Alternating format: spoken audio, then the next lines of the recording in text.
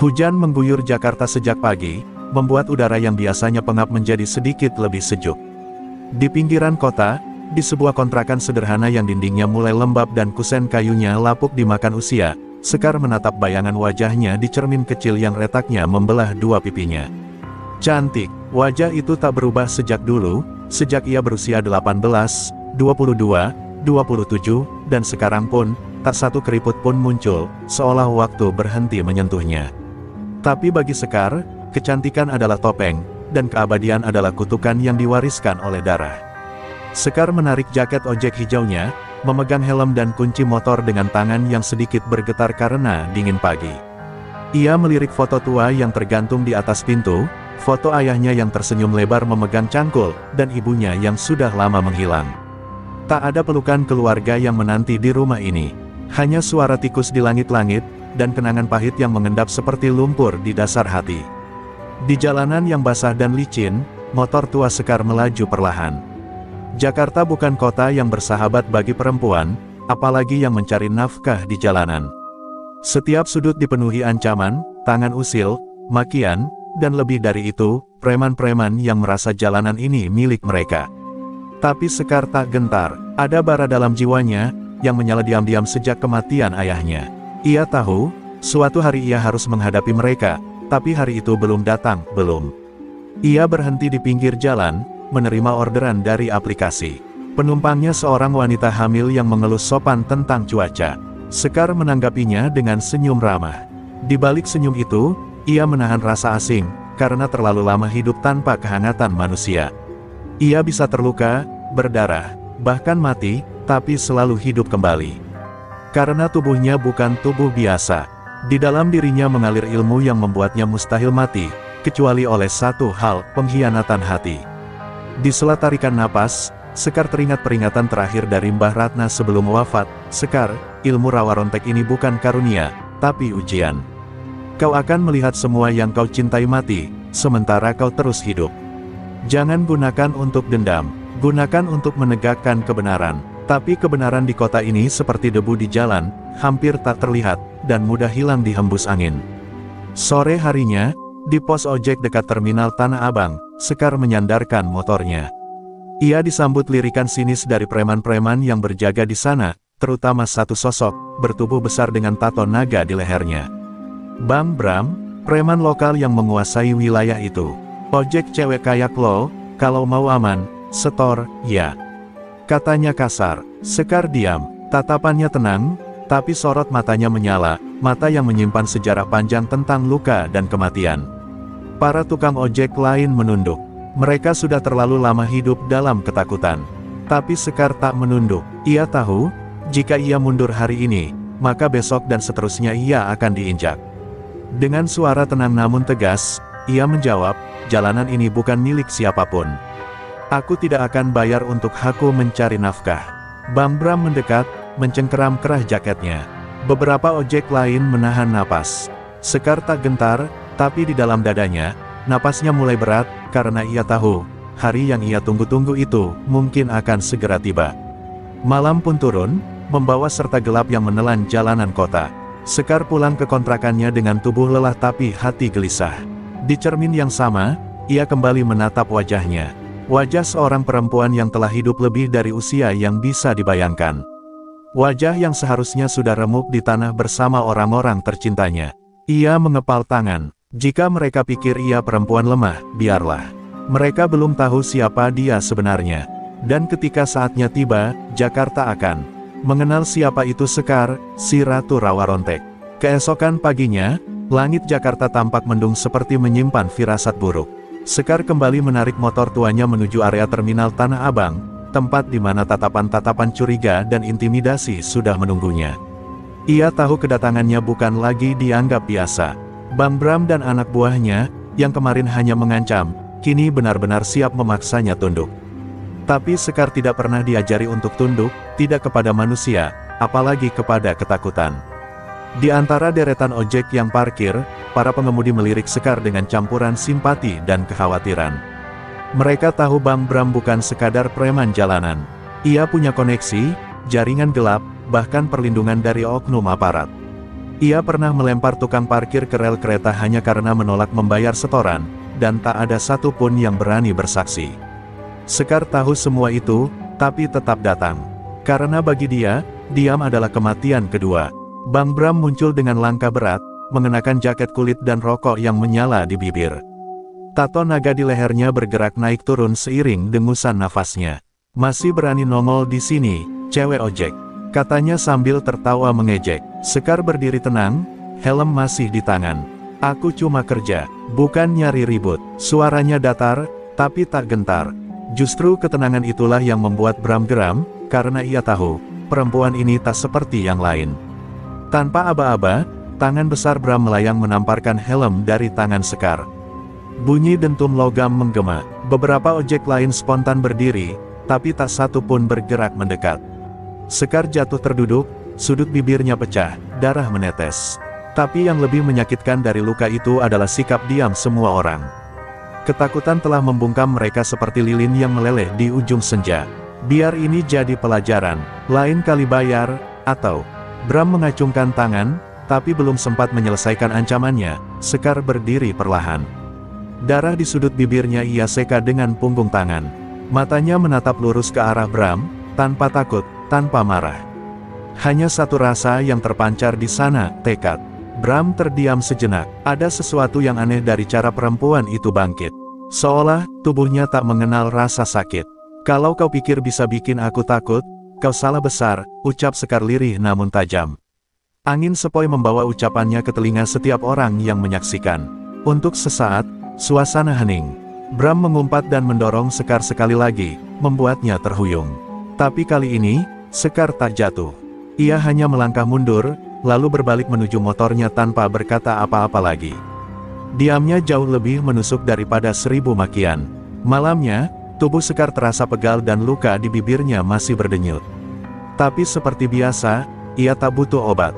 Dagingnya meregenerasi sendiri, tulangnya menyatu. Ia rebah di lantai kontrakan, memejamkan mata. Di dalam pikirannya, suara Mbak Ratna kembali terdengar, "Ilmu ini akan membawamu pada banyak pertumpahan darah, Sekar, tapi jangan pernah bunuh lebih dulu. Kebenaran akan membunuh mereka dengan caranya sendiri." Di luar, Jakarta tetap gaduh dan panas, penuh dengan kebisingan yang menenggelamkan jerit keadilan. Tapi malam itu, di satu kontrakan sempit, ada perempuan yang tak bisa mati, dan mulai merancang hari di mana ia tak hanya akan membela diri, tapi membebaskan yang tertindas. Hari itu belum tiba, tapi langkahnya menuju hari itu, sudah dimulai. 3 hari berlalu sejak kejadian di terminal, tapi dendam Bang Bram belum surut. Preman-preman di wilayah itu tak hanya melanjutkan pungutan liar, mereka kini aktif memburu Sekar, menebar ancaman ke setiap driver yang berani bicara dengannya. Sekar menjadi simbol perlawanan, tapi juga sasaran. Banyak yang memilih menjauh. Sekar mengerti, ketakutan adalah racun yang pelan-pelan membunuh nyali manusia. Malam itu, langit Jakarta mendung berat, tapi tak juga hujan. Sekar baru saja mengantar penumpang terakhir ke arah Cempaka Mas. Jalanan sepi, hanya lampu-lampu jalan yang temaram dan suara knalpot dari kejauhan. Saat melintasi kolong flyover yang gelap, tiba-tiba 2 motor memepetnya dari kiri dan kanan. Sebelum sempat menghindar, sebuah balok kayu menghantam punggungnya. Sekar jatuh terguling bersama motornya. "Apa gue udah bilang, lo tuh gak ngerti aturan, Sekar." Suara Bang Bram menggema dari balik bayangan beton. 4 orang mengelilinginya, salah satu dari mereka menendang perut Sekar, membuatnya terbatuk darah. Tapi Sekar tidak menangis, tidak memohon. Ia hanya terdiam, matanya menatap gelap langit Jakarta, sementara hujan mulai menetes, seolah langit pun menangisi kekejian malam itu. Bram mencengkeram rambutnya, menarik wajahnya ke atas. "Lo pikir lo kebal? Hah? Lo pikir lo sakti? Nih gua kasih lihat, di kota ini, keadilan cuma buat yang kuat."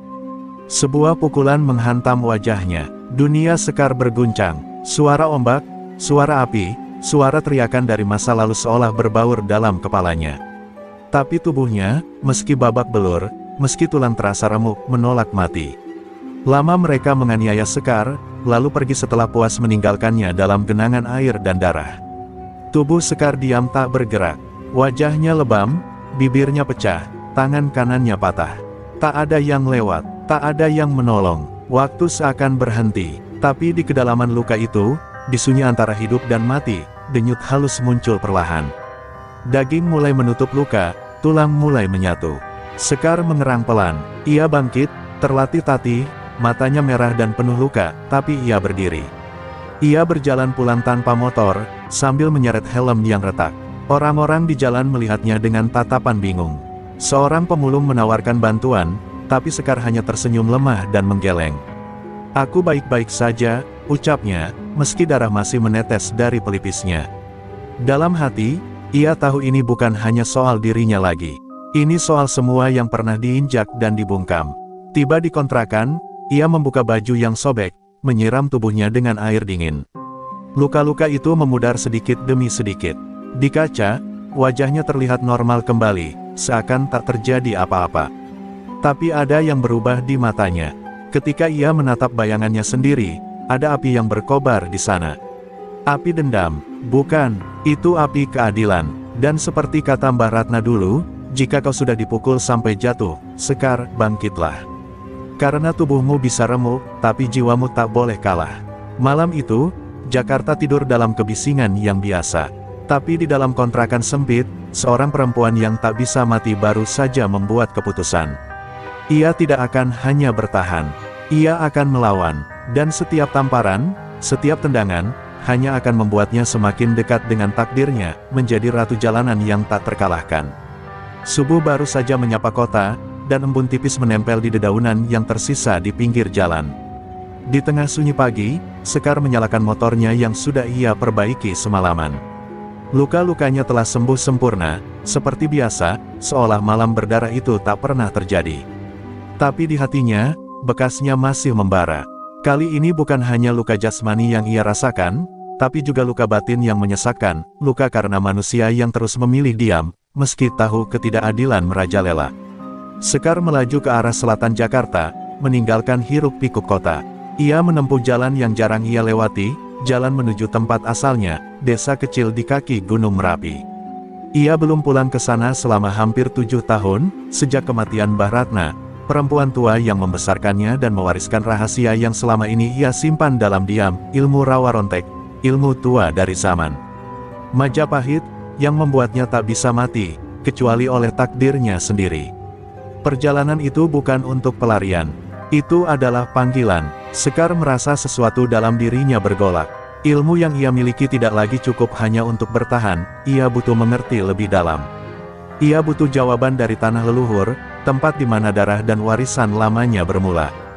Jalan menuju makam Mbah Ratna dipenuhi kabut, dan pepohonan tua seperti membisikkan doa-doa kuno. Sekar melangkah pelan, membawa bunga kamboja putih. Matanya redup menahan emosi yang lama terkubur. "Mbah, aku datang," bisiknya di depan pusara tanah yang sederhana. Tidak ada batu nisan, hanya kayu dan kain putih yang telah lusuh. Angin mendesir lembut, seperti membalas sapanya. Sekar duduk bersila, menundukkan kepala. Ia mulai berbicara pelan, menceritakan segalanya, tentang Bang Bram, tentang pemukulan, tentang luka yang tak bisa menyakitinya, dan tentang kebisuan orang-orang yang mematung di hadapan kekerasan. Air matanya mengalir, untuk pertama kalinya sejak sekian lama. Air mata yang bukan karena rasa sakit, tapi karena merasa terlalu lama menjadi satu-satunya yang melawan. Tiba-tiba, angin berputar pelan di sekelilingnya. Suara gemerisik dedaunan berubah menjadi nada-nada nyanyian Jawa kuno. Sekar membuka matanya. Di hadapannya, samar-samar, berdiri sosok Mbah Ratna. Tubuhnya renta, dibalut kain batik tua, tapi matanya bersinar seperti bara api. "Kau sudah waktunya, Sekar," suara itu bergema bukan di telinga, tapi langsung di dada. "Ilmu yang kau bawa bukan sekadar untuk bertahan, tapi untuk menuntun yang tertindas keluar dari bayang-bayang." Sekar tercekat. "Aku tak tahu harus mulai dari mana, Mbah. Mereka kuat, mereka punya orang dalam. Aku hanya satu orang, meski aku tak bisa mati, tapi sendirian, aku tak bisa menang." Sosok Mbah Ratna mendekat, menelusupkan telapak tangannya ke dada Sekar. "Kekuatanmu bukan di tubuhmu, tapi di keberanianmu. Orang yang hidup abadi bisa jadi lemah karena kesepian. Tapi jika kau gunakan hidupmu untuk melindungi, maka orang-orang akan bangkit bersamamu." Seketika tubuh Sekar tersentak, matanya terbuka lebar, dan napasnya memburu. Sosok Mbah Ratna menghilang dalam hembusan angin terakhir. Tapi Sekar merasakan sesuatu berubah. Seperti ada kekuatan lama yang mengalir kembali ke dalam nadi-nadinya. Ia menggenggam tanah di depan pusara dan bersumpah. Aku akan lawan mereka, Mbah. Bukan hanya untuk diriku, tapi untuk semua yang dibungkam. Saat ia berdiri dan menatap langit yang mulai terang, Jakarta mungkin masih dalam cengkraman ketakutan. Tapi dari desa sunyi di kaki gunung, seorang perempuan yang tak bisa mati telah membangkitkan kembali takdirnya. Sekar kembali ke Jakarta dengan mata yang berbeda. Tatapan yang dulu hanya menahan, kini menyala membawa tujuan. Ia bukan lagi perempuan yang hanya mencoba bertahan hidup dari pemukulan dan pemalakan, ia telah membuka lembaran baru. Dalam pikirannya, suara Mbah Ratna masih mengalun, keberanian itu menular, Sekar. Tapi kau harus jadi yang pertama menyulutnya. Malam itu, Jakarta tidak berubah. Tapi Sekar sudah bukan Sekar yang kemarin. Namun saat ia pulang ke kontrakan, bayangan masa lalu datang tak diundang. Di bawah cahaya lampu temaram, ia menemukan sebuah amplop tua terselip di pintu. Tak ada nama pengirim, hanya secarik kertas di dalamnya bertuliskan, ingat siapa yang membakar rumahmu 10 tahun lalu. Sekar terpaku, matanya membulat, jemarinya gemetar. Itu luka lama yang nyaris ia kubur sepenuhnya, malam saat rumah orang tuanya terbakar, dan ayahnya tewas terpanggang di dalam. Ia duduk lunglai di lantai. Pikirannya kembali ke satu malam di desa, malam ketika ayahnya melarang seorang rentenir mengambil sawah mereka. Malam ketika lelaki berjas hitam datang dengan preman-premannya. Rumah itu dibakar bukan oleh api, tapi oleh keserakahan. Sekar selamat karena diselamatkan Mbah Ratna. Tapi luka kehilangan, luka ditinggal ayah dalam kobaran api, tak pernah benar-benar hilang. Dan kini, seseorang mengungkitnya kembali. Amplop itu bukan hanya pengingat.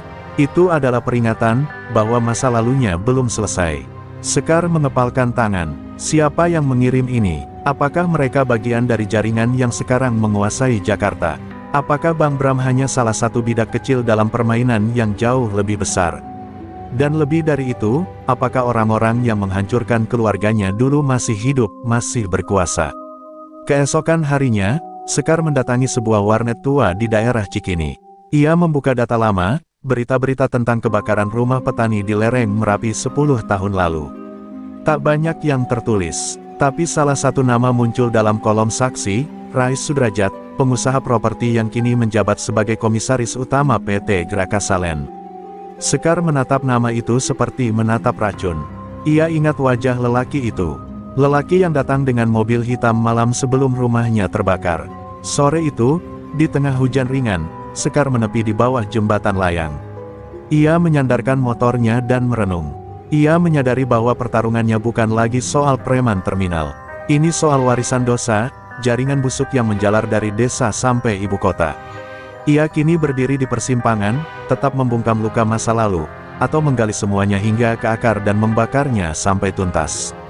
Angin malam menyapu wajahnya. Sekar menarik napas panjang dan menatap langit Jakarta yang kelabu. Kalau aku mati saat mengungkap semua ini, aku akan hidup kembali. Tapi kalau aku diam, maka jiwaku akan mati selamanya. Dan itu bukan pilihan. Sekar hidup bukan untuk jadi saksi kehancuran. Ia hidup untuk membalikkannya. Di jalanan yang semakin padat oleh lampu dan kendaraan, suara knalpot meraung dan sirene polisi melintas cepat. Tapi di tengah hiruk pikuk itu, satu tekad telah menyala. Sekar tak hanya akan melawan preman terminal. Ia akan menggoyang akar kekuasaan yang telah mencuri nyawa ayahnya. Dan ia tahu, perjalanan ini baru saja dimulai. Pagi itu, Sekar memacu motornya menyusuri jalanan Jakarta seperti mengejar hantu.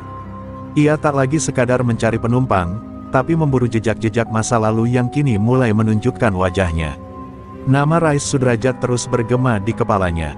Ia tidak hanya membakar rumah di desa, ia kini duduk di gedung-gedung tinggi Jakarta, mencengkeram kota dengan tangan berdarah tapi berbalut jas mahal. Sekar tahu, menantangnya bukan hal kecil. Tapi ia juga tahu, selama Rais hidup tenang, arwah ayahnya tak akan pernah damai. Siang itu, ia menyamar menjadi pengantar paket untuk menyelinap ke lobi kantor PT Graka Salen. Gedung megah itu menjulang seperti benteng kesombongan. Tapi Sekar melangkah masuk dengan kepala tegak. Helm full face menutupi wajahnya, dan jaket ojek online membuatnya tak dilirik siapapun. Di balik lift kaca yang bergerak lambat, ia bisa melihat potret besar Rais terpampang megah, senyumnya palsu, matanya dingin. Sekar merasakan darahnya mendidih. Namun sebelum ia bisa masuk lebih jauh, seorang satpam menghadangnya. "Pengantar tidak boleh ke atas, Mbak. Tinggalkan saja paketnya di sini." Sekar terpaksa mundur, tapi ia sudah cukup. Ia melihat cukup untuk menyimpan wajah-wajah yang bekerja di dalam. Ia tahu, untuk masuk ke jantung kekuasaan, ia tak bisa sendirian. Ia harus mulai merekrut mereka yang juga punya luka. Karena Rais bukan hanya musuhnya, ia musuh semua yang pernah ditindas oleh kekuasaan yang rakus. Malam harinya, Sekar kembali ke terminal Tanah Abang. Namun kali ini bukan untuk mengambil order, melainkan mencari orang-orang yang dulu memilih diam. Ia mendatangi satu persatu tukang ojek, kurir, penjual nasi goreng, hingga pengamen jalanan. Ia tidak datang dengan ancaman, tapi dengan cerita. Cerita tentang luka, tentang kejahatan yang selama ini mereka biarkan terjadi karena takut. Kalau kalian terus diam, anak-anak kalian akan tumbuh di bawah kaki orang seperti Bang Bram. Seperti Rais. Dan kita akan terus diinjak. Sebagian besar hanya menunduk. Tapi ada satu yang menatapnya lurus, Andra, tukang parkir muda yang pernah kehilangan saudaranya karena setoran preman. "Gue ikut lo, Mbak. Gue capek hidup begini." Itu cukup. Sekar tidak butuh pasukan besar. Ia hanya butuh satu orang yang berani. Karena keberanian pertama akan menular seperti api ke dalam sekam yang kering. Dan malam itu, api kecil mulai menyala. Hari-hari berikutnya, Sekar dan Andra mulai membuntuti anak buah Bram. Mereka mendokumentasikan pemalakan, merekam saat-saat uang pungli diberikan ke tangan perantara. Mereka menyusun peta, bukan peta jalan, tapi jaringan kekuasaan kotor di balik jalanan kota ini. Mereka tahu, uang dari terminal mengalir ke kantor kecil, lalu ke yayasan fiktif, hingga akhirnya sampai ke rekening perusahaan milik Rais. Perlahan, benang kusut itu mulai terurai. Namun aksi mereka tak luput dari mata lawan. Suatu malam, saat Sekar pulang dari pertemuan rahasia, ia menemukan kontrakannya diacak-acak. Barang-barangnya hancur, dinding penuh coretan, berhenti cari mati, perempuan gila. Sekar berdiri di tengah puing-puing, menatap kehancuran itu dengan tatapan dingin. Ia tidak takut, ia hanya makin yakin, mereka sudah ketakutan. Dan jika lawan sudah mulai menyerang bayanganmu, artinya cahaya perlawananmu mulai menyilaukan. Di tengah puing kontrakan, Sekar duduk bersila dan menyalakan dupa kecil. Ia menutup mata, berdoa dalam bahasa Jawa kuno. Suara Mbak Ratna seakan kembali membisik, "Jika darahmu harus jatuh, pastikan ia tumbuh jadi akar. Dan jika jiwamu terluka, biarkan ia jadi pedang." Saat ia membuka mata, malam telah larut. Tapi di dadanya, terang mulai tumbuh. Perang belum dimulai, tapi Sekar sudah menghunus tekadnya. Malam itu, Jakarta kembali menggigil dalam angin yang kering dan gelap. Sekar berdiri di atas atap gedung tempat ia dan Andra mengamati pergerakan para preman. Mereka baru saja mengetahui bahwa Rais Sudrajat akan menghadiri sebuah acara amal di salah satu hotel mewah di pusat kota. Acara itu adalah kesempatan yang sempurna untuk membuka tabir kebusukan yang selama ini tersembunyi. Namun, Sekar tahu bahwa ini bukan hanya sekadar penyamaran, ini adalah perang yang akan dimulai dari dalam. Andra yang berada di sampingnya memandang penuh ketegangan. "Lo yakin ini saat yang tepat?" tanyanya. Wajahnya yang muda tampak bingung antara takut dan bersemangat. Sekar menatap lurus ke arah gedung megah tempat acara tersebut akan digelar. "Tidak ada waktu yang tepat. Selama kita terus menunggu, semakin banyak orang yang jadi korban. Kita harus berani sekarang," jawab Sekar dengan suara penuh ketegasan. Wajahnya penuh luka, tapi api dalam dirinya semakin menyala, semakin tidak bisa dipadamkan. Mereka turun dengan hati-hati, menyusup ke kerumunan tamu yang datang dengan pakaian mewah. Sekar mengenakan gaun hitam sederhana yang ia dapatkan dari sisa pendapatannya sebagai ojek online, menyembunyikan identitasnya di balik topeng. Andra, dengan wajah yang tak terlalu mencolok, juga berbaur dengan para undangan. Mereka tahu, malam ini mereka harus bermain dengan cara yang sangat berbeda. Ini bukan hanya tentang menghancurkan kekuatan Rais, tetapi juga tentang membuatnya terungkap di depan dunia, dengan cara yang tak akan bisa ia sembunyikan lagi. Di tengah keramaian, Sekar melihat Rais yang tampak angkuh berdiri di podium, berbicara dengan seorang tokoh penting. Ia mengenakan jas hitam yang sempurna, topeng kebanggaan yang menyembunyikan semua kegelapan di dalam dirinya. Sekar bisa merasakan aura jahat yang melingkupi pria itu, namun di balik senyum itu, ia tahu ada ketakutan yang tersembunyi. Ketakutan akan dirinya, ketakutan yang mulai tumbuh sejak ia pertama kali menantangnya. Sekar melangkah maju, dengan setiap gerakan yang penuh perhitungan. Ia mendekati Rais dengan langkah tenang, seperti langit yang tampak tak bersalah meski mengandung badai. Andra yang berada di belakangnya memberikan isyarat. Saat Rais mengalihkan pandangannya, Sekar dengan cepat mengeluarkan ponselnya dan memutar rekaman bukti yang mereka kumpulkan selama ini, rekaman percakapan ilegal, pemalakan, dan koneksi ke jaringan kriminal lainnya. Di layar, wajah Rais tampak terbalut ketakutan yang tak bisa ia sembunyikan. Para tamu yang awalnya asyik dengan percakapan mereka, kini mulai terdiam. Pemandangan itu seperti sebuah ledakan yang membekap semua orang dalam ketegangan. Rais, yang baru saja tertawa dan memuji diri di atas podium, kini terdiam. Sekar berjalan ke tengah ruangan, suara langkahnya menggema di antara keheningan. "Inilah wajah asli dari pengusaha besar yang kalian semua hormati," katanya lantang, suaranya seperti petir yang menghantam setiap sudut ruangan. "Dia adalah penyebab kematian banyak orang. Dia adalah tangan yang menuntun preman-preman seperti Bang Bram." Rais terlihat panik. Ia mencoba untuk berbicara, tapi kata-katanya tersendat. "Ini fitnah. Semua ini, fitnah," teriaknya, suaranya bergetar. Namun, sebelum ia bisa melanjutkan, Sekar menunjukkan bukti yang lebih kuat, rekaman pembicaraan tentang rencana pengambil alihan tanah di daerah gunung, tanah yang dibakar oleh preman-premannya di masa lalu. Sekar menatap Rais dengan tatapan tajam. "Tidak ada yang akan menutupinya lagi, Rais. Waktu sudah habis." Dalam sekejap, para tamu mulai menggenggam ponsel mereka, merekam setiap gerakan Rais, menyebarkan bukti-bukti yang telah Sekar siapkan dengan penuh perhitungan. Selama beberapa detik, ruangan itu hanya dipenuhi dengan suara gemerisik ponsel. Rais, yang tadinya tampak begitu percaya diri, kini berdiri tak berdaya, wajahnya memucat. Sekar merasakan kepuasan, tapi juga kesedihan yang mendalam. Ini adalah kemenangan, tapi kemenangan yang datang dengan harga yang sangat mahal. Saat Sekar melangkah keluar dari gedung, ia merasakan angin malam yang dingin menyapu tubuhnya. Namun, untuk pertama kalinya, ia merasa tidak sendirian. Di dalam keramaian kota yang tak pernah tidur ini, di balik wajah yang terbungkus topeng, ia tahu, keadilan sudah dimulai. Ia telah membuktikan bahwa tak ada yang tak bisa dihancurkan oleh tekad seorang perempuan. Dan meski perang ini baru dimulai, Sekar tahu satu hal, api yang ia nyalakan tidak akan pernah padam.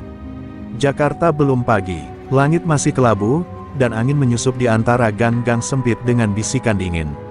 Sekar duduk di atas motornya yang terparkir di bawah jembatan layang, menatap cahaya lampu kota yang samar. Kemenangan di malam gala itu tersebar luas di media sosial dan diberitakan oleh berbagai kanal berita.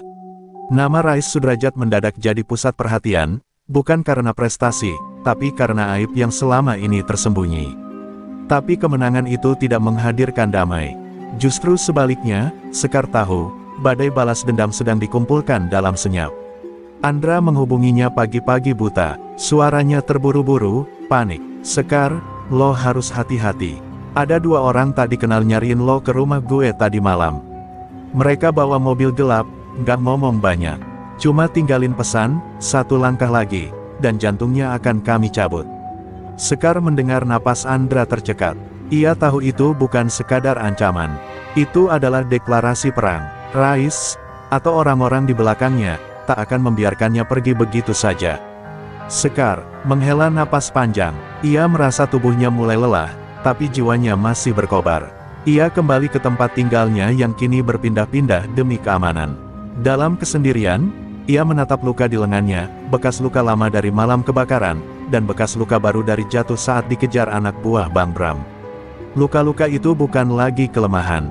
Mereka adalah tanda bahwa ia masih hidup, dan tak akan lari dari takdirnya.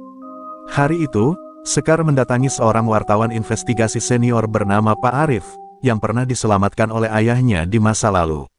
Pria tua itu kini tinggal di sebuah rumah sederhana, tubuhnya lemah, tapi pikirannya tajam. Saat Sekar menunjukkan bukti-bukti tambahan yang belum ia publikasikan, Pak Arif mengangguk pelan. "Kamu sudah mengguncang akar kekuasaan, Sekar. Tapi kamu harus tahu, mereka punya cara bekerja yang berbeda, mereka akan menghancurkan bukan dengan tangan, tapi dengan sistem. Sekar menunduk, tapi matanya tak kehilangan nyala. Pak Arif menawarkan satu hal, akses ke siaran televisi nasional, satu-satunya kesempatan untuk membuka semuanya ke publik secara langsung tanpa bisa dibungkam. Tapi waktunya sempit, dan Sekar harus bersiap menghadapi ancaman dari semua arah. Kalau kamu muncul di layar TV itu, kamu akan jadi target resmi. Mereka akan tahu kamu bukan bayangan, tapi manusia berdarah yang bisa ditembak. Sekar tersenyum tipis. Saya memang berdarah, Pak. Tapi darah saya sudah lama mendidih. Malam menjelang dengan keheningan yang mencurigakan. Tak ada pengejaran, tak ada preman di terminal, tak ada suara ancaman. Itu justru yang membuat Sekar semakin waspada. Di dunia seperti ini, ketika musuh tampak menghilang, biasanya mereka sedang mempersiapkan serangan paling mematikan. Ia memperkuat jaringan kecilnya, para tukang parkir, tukang becak, dan sesama ojek online yang kini mulai percaya padanya. Mereka bukan pasukan bersenjata, tapi mereka adalah saksi hidup dari penderitaan kota ini. Tengah malam, saat Sekar tengah bersiap tidur di kamar kecil belakang sebuah bengkel tua, sebuah pesan masuk ke ponselnya. Tak ada kata-kata, hanya sebuah video pendek. Sekar memutarnya, dan tubuhnya langsung membeku. Di dalam video itu, terlihat seorang gadis kecil yang sedang menangis dalam ruangan gelap, dan suara berat seorang pria berkata, "Kalau kamu bicara di TV besok, anak ini tidak akan pernah melihat pagi." Sekar terdiam. Ia mengenali wajah itu, anak dari sahabat lamanya di desa, satu-satunya yang masih hidup dari keluarga korban pembakaran dulu. Air mata Sekar jatuh, tapi bukan karena takut, melainkan karena marah. Marah yang menembus tulang, yang tak bisa lagi ditahan. Sekar mengepalkan tangan, lalu menatap langit Jakarta yang malam itu tampak seperti tungku raksasa. Ia tahu, esok akan menjadi titik balik. Entah ia akan dibungkam selamanya, atau ia akan menjadi nyala api yang menyalakan ribuan jiwa lainnya. Tidak ada jalan mundur, jejak ini sudah terukir, dan jejak ini tak akan pernah terhapuskan.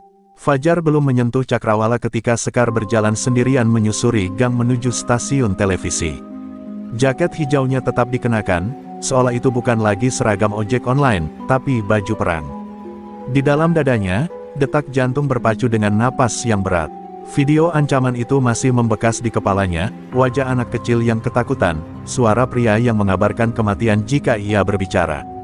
Tapi Sekar telah membuat keputusan, kebenaran tak bisa lagi ditunda, meski harus dibayar dengan darah. Siaran itu dijadwalkan pukul 7 pagi, dalam acara talkshow pagi yang biasanya diisi berita ringan dan hiburan. Tapi hari ini berbeda. Produser acara, yang mendapat desakan dari Pak Arif, akhirnya menyetujui tayangan langsung. "Kalau kamu bicara, kami tak bisa edit. Kamu yakin mau begini?" tanya pembawa acara, wanita dengan mata penuh kekhawatiran. Sekar hanya mengangguk. "Saya tidak butuh sensor, saya butuh didengar." Detik-detik sebelum siaran dimulai, Sekar duduk di kursi tamu studio. Lampu sorot menyala, kru berlalu lalang, kamera mulai menyala. Tapi di matanya hanya ada satu bayangan, anak kecil yang disandera.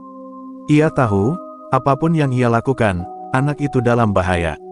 Tapi ia juga tahu, jika ia diam, tidak hanya satu, ratusan anak lain akan jadi korban berikutnya.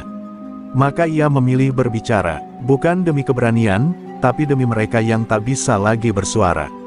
Siaran dimulai. Wajah Sekar muncul di layar ribuan televisi di rumah-rumah rakyat biasa. Suaranya tenang, tapi matanya menyala seperti bara. Ia menceritakan semua, tentang Rais, tentang Bang Bram, tentang jaringan pemalakan yang ditutupi proyek properti. Ia memperlihatkan rekaman, bukti-bukti, dan mengungkap nama-nama yang selama ini dilindungi sistem. Studio mendadak sunyi, bahkan pembawa acara pun hanya bisa menatapnya dengan air mata tertahan. Namun saat siaran mencapai puncaknya, tiba-tiba layar studio berkedip. Sinyal televisi mulai terganggu, kru mulai panik. Sekar tetap tenang, ia tahu ini akan terjadi, sabotase. Tapi sebelum siaran benar-benar padam, ia mengeluarkan kartu terakhirnya, flash disk yang berisi rekaman interogasi salah satu mantan anak buah Bang Bram yang kini membelot, mengaku semua skema kejahatan itu. Flash disk itu ia serahkan langsung ke kamera utama, dan berkata, "Jika aku dibungkam hari ini, biarkan ini menjadi saksi. Jangan pernah berhenti mencari kebenaran. Beberapa detik kemudian, siaran padam total. Layar gelap. Sekar berdiri dari kursinya, dan dalam kekacauan studio, ia berjalan cepat ke pintu keluar belakang. Tapi di sanalah perang sebenarnya menunggunya. 2 mobil hitam sudah terparkir di luar. 5 pria bersenjata berdiri, dan satu di antaranya berkata pelan, "Kami sudah beri peringatan, Sekar." Ia tak menjawab, ia hanya menatap tajam, lalu meraih sesuatu dari balik jaketnya, keris pusaka milik Mbah Ratna, warisan dari darah Rawa Rontek. Pertarungan terjadi cepat dan brutal. Sekar bergerak seperti bayangan, tubuhnya menari di antara peluru dan pukulan. 2 pria tumbang lebih dulu, urat leher terputus oleh gerak cepat kerisnya. Namun tubuh manusia punya batas. Sebuah pukulan keras menghantam rusuknya. Darah muncrat dari bibirnya, tapi ia tidak roboh. Di tengah luka, tubuhnya bangkit lagi. Ilmu Rawa Rontek mulai bekerja. Luka yang seharusnya mematikan, justru menambah kekuatan. Pria-pria itu mulai panik, menyaksikan wanita yang mereka tembak tetap berdiri dengan mata merah menyala. Dengan napas terengah, Sekar akhirnya berdiri di atas tubuh lawan-lawannya. Tangannya berdarah, tubuhnya nyaris roboh, tapi tekadnya masih utuh. Ia tahu, perang ini belum berakhir. Tapi pesan telah disebar, kebenaran telah keluar dari mulutnya, dan kini ia menjadi lambang api yang tak bisa lagi dipadamkan. Sekar melangkah ke jalan raya, ditelan kabut pagi Jakarta. Tak ada sorak, tak ada tepuk tangan. Hanya jejak darah di aspal dan angin yang membawa namanya kepada sejarah. Langkah Sekar terseok, napasnya berat, tubuhnya penuh luka, dan darah masih menetes dari sisi perutnya. Tapi kakinya tetap melangkah, tak henti. Di dalam pikirannya hanya satu hal, anak kecil dalam video. Ia harus ditemukan. Tak peduli tubuhnya retak, tulangnya remuk, selama nyawanya belum direnggut sepenuhnya, ia akan terus maju. Keris pusaka di tangannya masih berlumur darah, tapi dingin angin pagi tak mampu membekukan bara yang membakar dadanya. Di balik bayang-bayang kota, Pak Arif menggerakkan jaringannya. Dari tukang becak hingga mantan wartawan lapangan, mereka memburu satu titik di mana gadis kecil itu disekap. Info datang dari seorang pengantar galon yang curiga melihat mobil mencurigakan. Bolak-balik ke gudang tua di daerah Kalibata. Sekar langsung menuju ke sana tanpa ragu. Motor bututnya meraung melawan waktu, melaju di antara lalu lintas yang belum sadar bahwa seorang wanita tengah menyelamatkan dunia kecil dari kejahatan besar. Gudang itu sunyi saat ia tiba. Bangunannya reyot, berlumut, dan pagar besinya menggigit karat. Tapi hawa kematian terasa nyata. Sekar menyusup masuk, menahan rasa sakit di tiap geraknya. Ia mendengar suara anak kecil terisak di balik pintu besi. Seketika itu pula, suara sepatu menghentak lantai beton menggema. 5 pria muncul dari bayangan. Tak ada ancaman kali ini, hanya senjata yang langsung terangkat. "Lo masih hidup," kata salah satu dari mereka dengan heran bercampur takut. Sekar hanya tersenyum. Senyum itu bukan senyum manusia biasa. Itu senyum perempuan yang telah mati berkali-kali tapi memilih hidup demi orang lain. Ia menggenggam keris Rawa Rontek erat-erat, dan dalam sekejap, ia menerjang. Pertarungan meledak di ruang sempit. Teriakan dan suara tulang patah bercampur dentingan besi. Tubuh Sekar bergerak seperti makhluk mitos, luka-lukanya terbuka namun tak menghentikannya. Lawan-lawannya mulai gentar, peluru tak mampu menghentikan tubuh yang telah melampaui batas manusia biasa. Satu persatu tumbang, dan akhirnya tinggal satu pria terakhir yang memegang kunci pintu. Ia berusaha kabur, tapi Sekar melempar kerisnya, menancap tepat di bahunya. Pria itu jatuh menjerit, kunci tergelincir dari tangannya. Sekar mengambilnya, membuka pintu dengan gemetar. Di dalam, gadis kecil itu duduk terikat, wajahnya penuh debu dan air mata.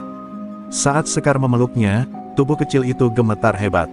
"Namaku Sekar," bisik sang ojek perempuan. "Kamu aman sekarang." Namun sebelum mereka keluar dari gudang, ledakan terdengar dari luar. Sekar langsung menutupi tubuh anak itu dengan tubuhnya. Asap mengepul, dan dari balik kabut muncul 2 pria bersenjata berat. Salah satu dari mereka adalah tangan kanan Rais, pria bertubuh besar dengan luka di pelipis, yang pernah gagal membunuh Sekar di pasar induk. "Lo bikin bos gue malu di TV," gumamnya, mata penuh dendam. "Tapi ini akhir cerita lo." Ia menodongkan senjatanya. Sekar berdiri perlahan, melindungi sang anak di belakang punggungnya. Matanya tak gentar, ia hanya berkata, "Kalau aku mati hari ini, darahku akan menulis nama kalian di dinding neraka." Peluru melesat. Sekar tersentak, tapi tubuhnya tak roboh. Ia berdiri tegak, walau darah mulai mengalir deras. Dengan sisa tenaga, ia mencabut kembali keris rawa rontek dari tubuh pria yang pertama tadi, dan berlari menerjang, menusuk, menjerit, melolong dalam amarah dan cinta sekaligus. Ia menjadi bayangan merah di antara debu dan teriakan. Dan saat akhirnya semua senyap, Sekar berdiri goyah, memeluk anak kecil itu erat-erat, lalu berbisik lirih, "Ibu, aku sudah menepati janji."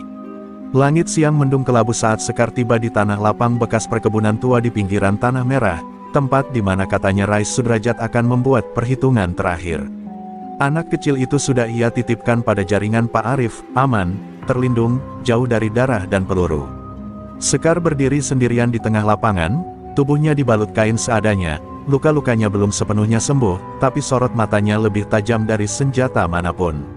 Ia sudah tak lagi sekadar manusia, ia telah menjadi simbol perlawanan. Dari arah barat, konvoi mobil mewah berderet masuk, mengoyak debu dan tanah kering. Di ujung barisan itu, pintu mobil SUV hitam terbuka.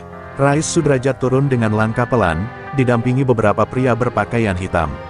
Wajahnya tetap tenang, bahkan tersenyum, seolah tak ada yang pernah terjadi. Ia bertepuk tangan pelan sambil berjalan mendekat. "Kau membuatku repot, Sekar.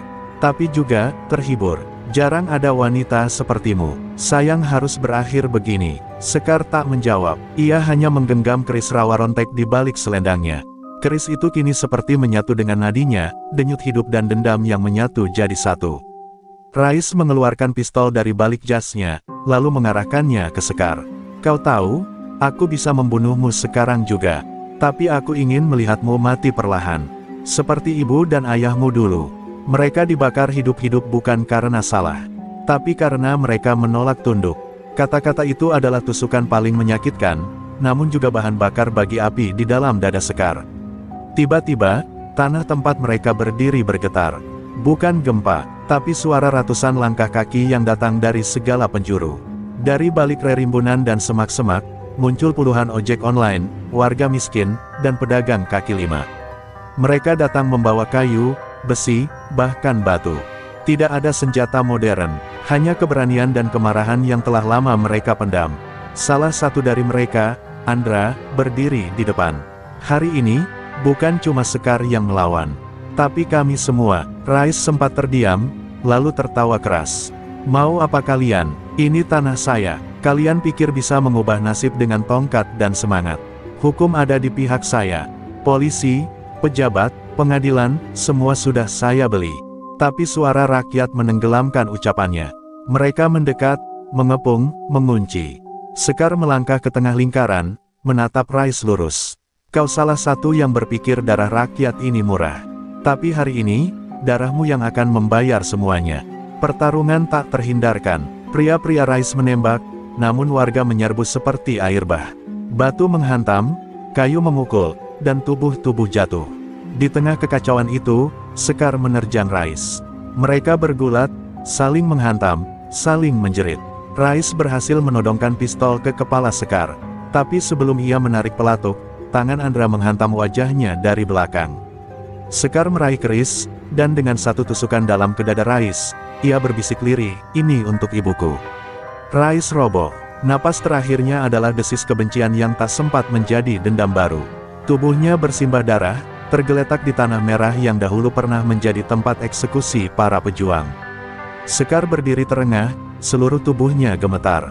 Tapi kali ini bukan karena takut, melainkan karena beban berat sejarah yang perlahan mulai luruh. Di sekelilingnya, rakyat bersorak, tapi juga menangis. Mereka tak hanya menyaksikan kemenangan, tapi kebangkitan. Dan di tengah gemuruh itu, Sekar menatap langit yang perlahan terbuka. Cahaya matahari menyelinap di balik awan. Ia sadar, pertarungan fisik telah usai. Tapi perjuangan baru saja dimulai. Tanah ini butuh pembersihan. Luka bangsa ini lebih dalam dari yang terlihat. Tapi setidaknya, darah di ujung kerisnya hari ini, adalah darah keadilan. Hari itu, langit benar-benar terbuka. Hujan turun perlahan seolah membasuh darah dan amarah yang tumpah di tanah-tanah merah. Tubuh Rais Sudrajat sudah dibawa pergi oleh aparat, kali ini bukan untuk diselamatkan, tapi untuk diproses sebagai kriminal. Entah sejak kapan kamera wartawan berdatangan, mengabadikan Sekar yang berdiri diam di tengah kerumunan rakyat. Tubuhnya lelah, matanya sayu, tapi sosoknya, bagai patung pahlawan yang baru saja turun dari langit sejarah. Tapi Sekar tak merasa seperti pahlawan. Ia hanya perempuan biasa yang kehilangan terlalu banyak orang tuanya, ketenangannya, dan sebagian jiwanya. Saat warga bersorak dan menyebut namanya, Sekar justru menunduk. Ia tahu, kemenangan ini bukan akhir dari segalanya. Bangkai sistem masih menganga di bawah permukaan. Dan darah, selalu ada darah, yang menuntut tumbal agar kebenaran bisa berdiri tegak di negeri ini. Beberapa hari setelah kejadian itu, Sekar kembali mengojek. Ia menolak semua tawaran wawancara, hadiah, bahkan bantuan keuangan. Aku cuma mau hidup tenang, katanya pada Pak Arif. Tapi hidup tak pernah kembali tenang bagi mereka yang pernah menantang kekuasaan gelap. Sekar mulai dibuntuti, rumah kontrakannya dilempari batu, telepon-telepon gelap datang setiap malam. Ada yang ingin memastikan dia tak bicara lebih jauh. Ada pula yang ingin membungkamnya selamanya. Di tengah tekanan itu, anak kecil yang pernah ia selamatkan, namanya ternyata Ayu, menggambar sesuatu untuknya. Sebuah kertas lusuh, bergambar perempuan berkuda dengan keris di tangan dan sayap di punggung. "Ini Mbak Sekar," kata Ayu. "Kamu malaikat." Air mata Sekar jatuh tanpa bisa ditahan. Ia tak merasa seperti malaikat. Tapi jika pandangan polos seorang anak bisa melihat cahaya di tengah luka-lukanya, maka mungkin masih ada harapan. Pak Arif mengusulkan Sekar pindah tempat, identitas baru, hidup baru. Tapi Sekar menolak. "Kalau aku sembunyi, mereka menang. Dan semua yang sudah mati akan sia-sia." Maka ia tetap di Jakarta, tetap mengojek, tetap menyusuri jalanan berdebu sambil membawa keris rawa rontek di balik tas selempangnya. Ia tak lagi sekadar manusia. Ia adalah cerita, dan cerita tak bisa dibunuh. Kisah Sekar mulai menyebar, di terminal-terminal, di warung kopi, di radio gelap milik aktivis, dan bahkan di dinding mural kota. Sosok perempuan berjaket hijau dengan keris di tangan menghiasi tembok-tembok yang dulu dipenuhi iklan pinjaman ilegal. Anak-anak muda mulai bertanya siapa dia, dan tiap kali seseorang bercerita, semangat mereka tumbuh. Sekar tak lagi berjalan sendiri. Ia telah menyalakan api yang kini menjalar ke hati orang lain. Namun di suatu malam, saat hujan deras mengguyur kota, Sekar berdiri di makam orang tuanya. Ia menaruh sebatang bunga Kamboja di atas tanah basah, lalu berbisik lirih, "Aku belum selesai, Bu. Tapi aku sudah memulainya." Petir menyambar di kejauhan, seolah langit memberi restu. Di balik rintik hujan, keris pusaka rawa rontek memantulkan kilatnya sendiri, bukan hanya sebagai senjata, tapi sebagai warisan jiwa yang tak bisa dimusnahkan. Dan malam itu, di antara gerimis dan gemuruh, seorang ojek online perempuan menyalakan motornya dan melaju ke kegelapan kota. Tapi kini, Jakarta tak lagi sama. Karena seorang wanita telah membelah kelamnya dengan cahaya yang ia bawa dari luka, darah, dan keberanian. Warisan itu akan hidup, selama masih ada yang berani melawan. Jakarta tak pernah benar-benar tidur. Bahkan saat jam menunjukkan pukul 3 dini hari dan jalanan tampak lengang, suara raungan motor, tangisan bayi dari kos-kosan sempit, dan langkah tergesa preman kecil masih menyisakan denyut kota yang tak pernah benar-benar mati. Di tengah semuanya, Sekar kembali melaju, membawa penumpang di jok belakang motornya sambil sesekali melirik kaca spion, bukan untuk memastikan lalu lintas, tapi untuk memantau bayangan yang terus membuntutinya sejak seminggu terakhir. Sejak kematian Rais, kekosongan kekuasaan melahirkan kekacauan baru. Para preman kecil mulai berebut wilayah, sebagian mencoba naik tahta menggantikan sang raja kriminal. Tapi yang lebih mengerikan bukanlah mereka. Ada satu bayangan besar yang perlahan bangkit, figur yang selama ini bersembunyi di balik nama Rais. Dialah dalam sesungguhnya, yang selama ini hanya dikenal dengan nama Sandi, sang peniup kabut. Sosok ini tak pernah muncul, tapi jejaknya terasa di setiap gerakan, pembunuhan diam-diam, intimidasi pada jurnalis, hilangnya aktivis, dan kini, pengintaian terhadap Sekar. Malam itu, Sekar menerima permintaan ojek dari lokasi yang mencurigakan, sebuah gudang kosong di daerah Cilincing. Ia tahu ini perangkap, tapi ia juga tahu, jika ia tak datang, maka perang akan terjadi di jalanan yang lebih kotor, dan nyawa orang tak bersalah bisa jadi tumbalnya. Ia datang sendiri, membawa keris rawa rontek yang kini selalu tergantung di pinggang dalam sarung kulit tua.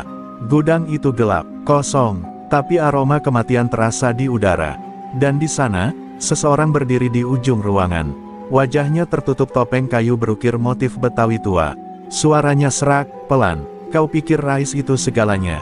Sekar tak menjawab. Ia hanya maju satu langkah, dan berkata, "Kalau kau datang untuk menakutiku, kau terlambat.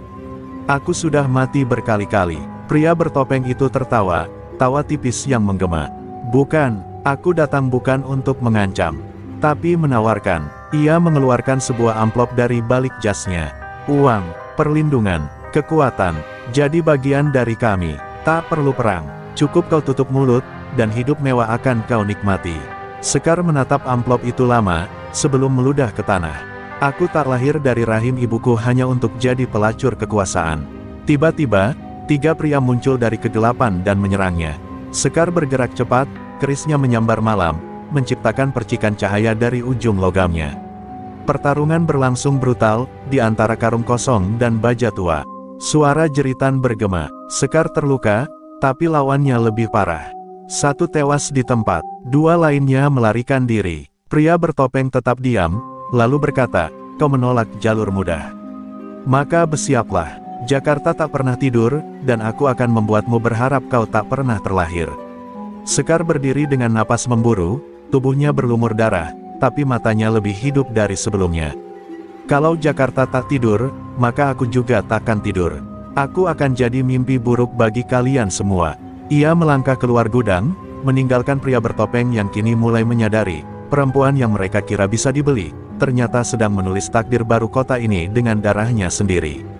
Malam itu, angin berhembus kencang di atas jembatan layang kota.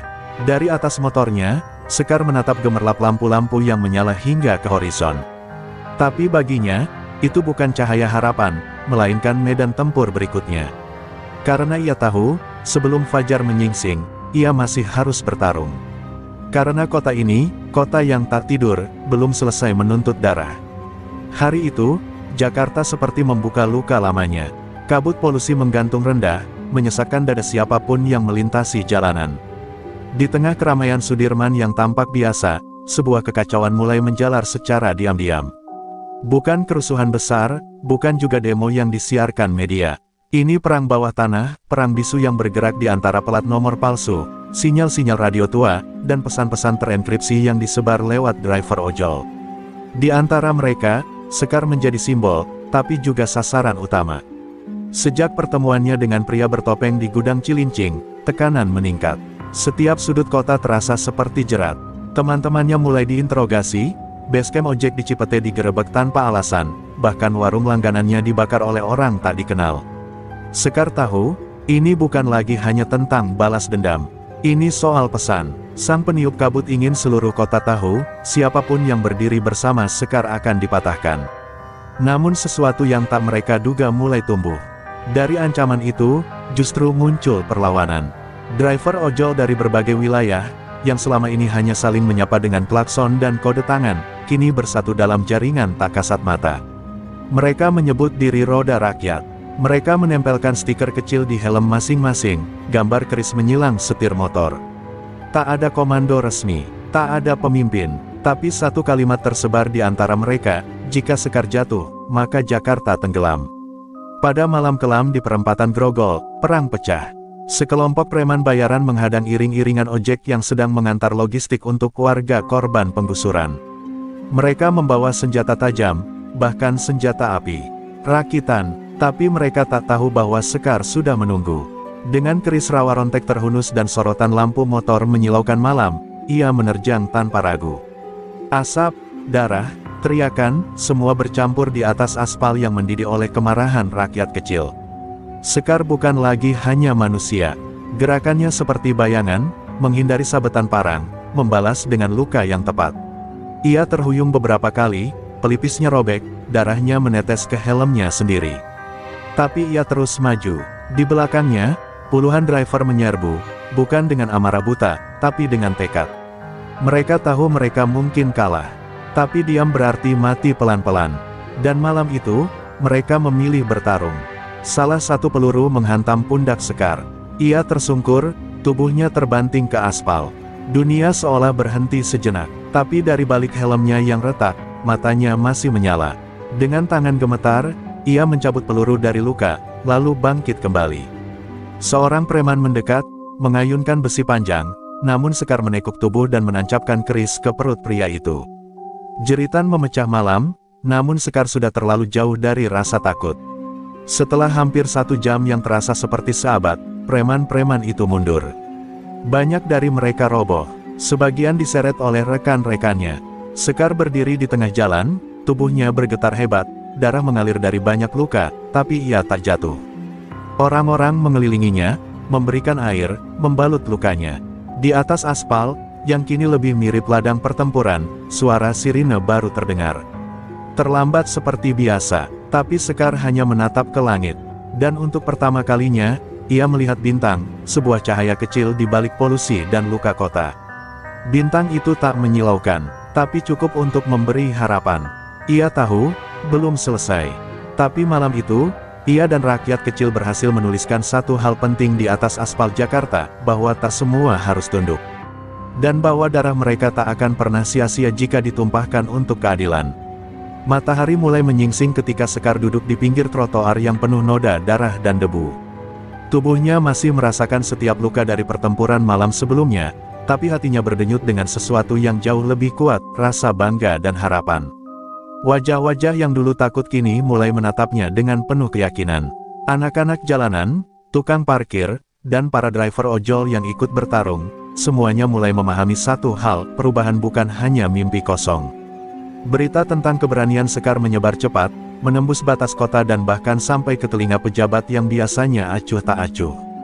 Namun, perubahan nyata tak datang dari mereka, melainkan dari rakyat kecil yang mulai bersuara, mulai bergerak, mulai menuntut hak mereka. Sekar tahu, ini baru permulaan. Meski ia ingin beristirahat, suara darah dan tangisan kota masih memanggilnya untuk bertahan. Hari-hari berikutnya, ia menghabiskan waktu mengajar ilmu rawa rontek pada beberapa pemuda di komunitas ojeknya. Ia ingin warisan itu terus hidup, bukan hanya sebagai senjata, tapi sebagai simbol keberanian yang mengalir dari satu generasi ke generasi berikutnya. Ilmu ini bukan hanya untuk membela diri, tapi untuk melindungi yang lemah, katanya dengan mata berkilat. Para pemuda mendengarkan dengan serius, karena bagi mereka, Sekar adalah lebih dari sekadar pengendara ojek, ia adalah guru, pahlawan, dan ibu. Namun bayang-bayang ancaman tak pernah benar-benar hilang. Sang peniup kabut dan para anteknya masih bersembunyi, menunggu saat yang tepat untuk menyerang kembali. Tapi kini, mereka menghadapi tantangan yang jauh lebih besar, satu kota yang mulai terbangun, satu rakyat yang mulai bersatu, dan satu wanita yang telah membakar api perlawanan dalam hati mereka. Malam itu, Sekar berdiri di atas panggung kecil di tengah sebuah aksi damai. Yang dihadiri ribuan orang, suara mereka bukan lagi bisik-bisik takut, tapi teriakan lantang menuntut keadilan dan kemerdekaan. Ia mengangkat keris rawa rontek ke udara, simbol dari semua perjuangan dan pengorbanan. Ini bukan tentang aku, suaranya menggema. Ini tentang kita semua, tentang Jakarta, tentang rakyat yang tak pernah rela ditindas. Tiba-tiba, sorak-sorai berubah menjadi hening saat seseorang dari kerumunan maju. Seorang pria bertopi yang dulu menjadi salah satu anak buah Rais Sudrajat berdiri, wajahnya penuh penyesalan. Aku datang bukan untuk melawan, tapi untuk meminta maaf, katanya. Ia mengakui kesalahan dan berjanji untuk meninggalkan dunia gelap itu. Sekar menatapnya dengan mata waspada, tapi juga penuh harapan. Jalanmu belum mudah, tapi kami semua bisa berubah. Kota yang dulu penuh kelam dan darah kini mulai menunjukkan tanda-tanda baru. Sekar tahu, perjuangan ini tak akan pernah selesai sepenuhnya. Tapi selama api di hati rakyat masih menyala, selama keris rawa rontek masih digenggam tangan yang benar, maka harapan takkan pernah padam. Kita akan terus berjuang, bisiknya lirik, sampai keadilan menjadi milik semua. Dan di balik semua itu, Sekar melangkah turun dari panggung. Malam Jakarta masih panjang, tapi kali ini ia tak berjalan sendiri. Karena api yang ia nyalakan telah menjadi api bersama, api yang tak akan pernah padam.